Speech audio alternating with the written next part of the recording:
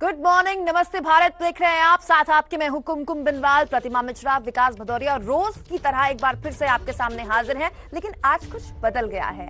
आज से हमारा अंदाज बदल गया है, आज से हमारा लोगो बदल गया है, हमारा लुक बदल गया है और हमारा मोटो बदल गया है। हमारा मोटो है बी लिमिटलेस। #बी लिमिटलेस के जरिए जुड़िए हमारे साथ सोशल मीडिया प्लेटफॉर्म्स में। आइए और बताइए कि आपको हमारा यह नया अंदाज कैसा लग रहा है। कुल मिलाकर 8 बज चुके हैं। 8 बजे की स्पेशल रिपोर्ट्स आपका इंतजार कर रही हैं। सबसे पहले हम आपको दिखाते हैं आज की सबसे बड़ी खबर।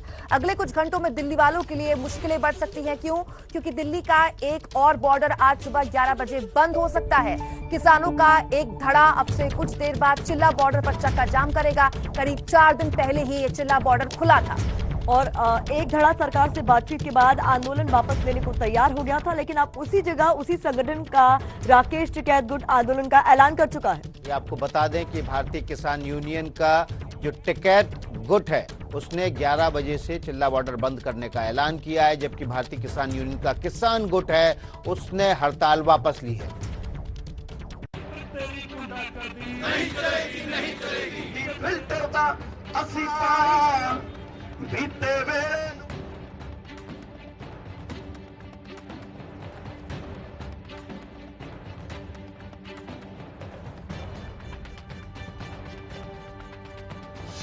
दिल्ली का एक और बॉर्डर होगा सील।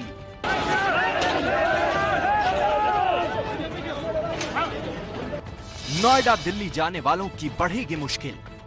फूट के बाद किसान आंदोलन के तेवर अब और कड़े हो गए हैं। महज 4 दिन खुलने के बाद अब एक बार फिर दिल्ली नोएडा का सबसे अहम बॉर्डर बंद कर देंगे किसान। ये वही चिल्ला बॉर्डर है जिस पर बैठे किसानों के धड़े ने राजनाथ सिंह से मिलने के बाद आंदोलन वापस ले लिया था, लेकिन अब उन्हीं के दूसरे धड़े ने फिर से मोर्चा संभालने का फैसला ले लिया है।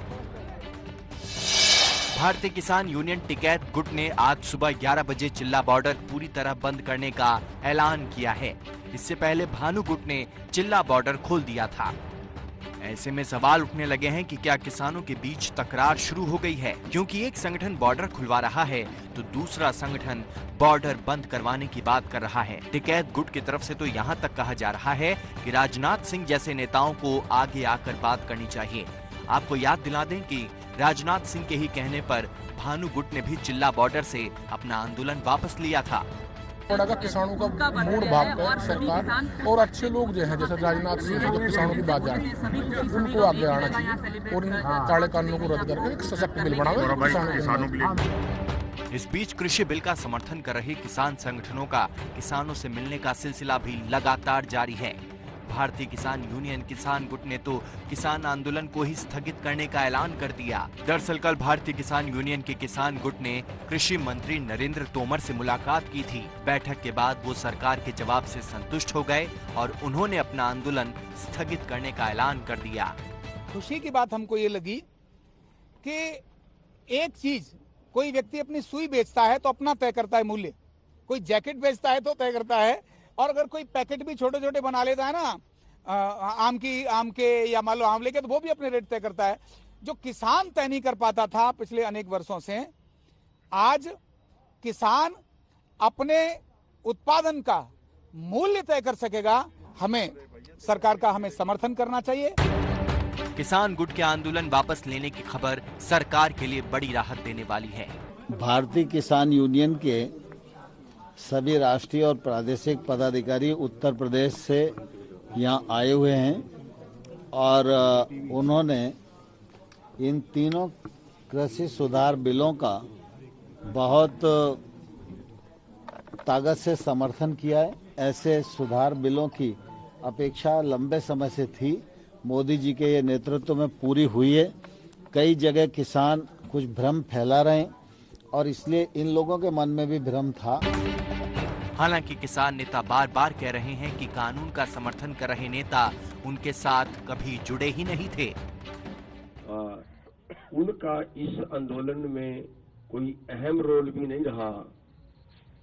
वो जो कर रहे हैं वो अपनी मर्जी से, उनका निजी फैसला है और इस आंदोलन से उनका कोई ताल्लुक नहीं है। दूसरी तरफ प्रशासन ने भी तैयारियां जोर शोर से शुरू कर दी हैं। दिल्ली के बॉर्डर पर सुरक्षा व्यवस्था बढ़ाई जा रही है। वैसे भी दिल्ली के सभी बॉर्डर की ऐसी घेराबंदी पहले कभी नहीं देखी गई। दिल्ली के लगभग सभी बॉर्डर से आवाजाही ठप है। इसका असर भले ही आपको दिखाई न दे रहा हो, लेकिन किसान आंदोलन पर जो एसोचैम का बयान सामने आए हैं, उस पर ध्यान देना जरूरी है। किसान आंदोलन से रोजाना 3500 करोड़ का नुकसान हो रहा है। मतलब 21 दिन में करीब 75,000 करोड़ का घाटा देश को लग चुका है। उदाहरण के लिए दिल्ली की सबसे बड़ी आजादपुर मंडी को ही देखिए। इस मंडी में कभी पांव रखने तक की जगह नहीं होती थी, लेकिन अब यहाँ सन्नाटा पसरा है। ऐसे में सवाल उठता है कि 75,000 करोड़ का घाटा अभी कितना और बढ़ेगा? कब तक दिल्ली की सीमाएं सील रहेंगी? कब तक दूसरे राज्यों से देश की राजधानी में एंट्री पर ऐसी ही रोक रहेगी? आखिर कब तक?